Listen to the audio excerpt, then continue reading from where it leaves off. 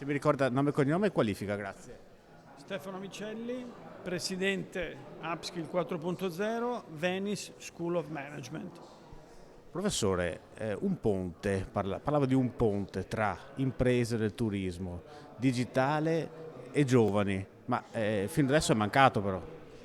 Diciamo che fino ad oggi università e impresa, in particolare nel settore turistico, non hanno sviluppato tutte le potenzialità che oggi invece il digitale richiede.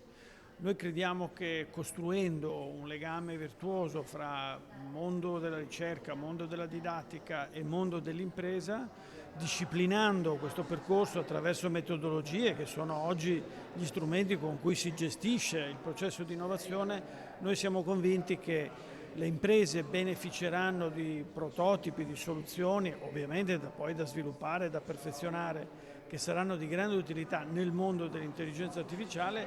Per molti ragazzi sarà una straordinaria opportunità per crescere da protagonisti in un mondo, quello del digitale, che li vedrà sicuramente al centro di trasformazioni epocali.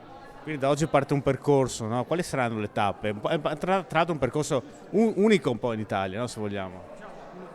Il percorso che avviamo oggi prevede una fase di raccolta di materiali, di ascolto dei principali protagonisti del comparto in regione a livello nazionale nei mesi di giugno e di luglio, e poi nei mesi di settembre e ottobre invece i gruppi di ragazzi ITS dell'università lavoreranno a stretto contatto con i manager e gli imprenditori che guidano le imprese per riuscire tappa dopo tappa, sono 5 le tappe che noi abbiamo in mente di sviluppare, e arrivare a fine ottobre, inizi di novembre con prototipi da presentare all'attenzione della comunità del settore turistico e ovviamente della stampa. Un'ultima domanda, un errore sottovalutare, diciamo, le potenzialità che hanno i giovani di questa generazione, no? I giovani che oggi noi vediamo seduti sui banchi dell'università chiedono di essere protagonisti di una trasformazione che sentono come epocale.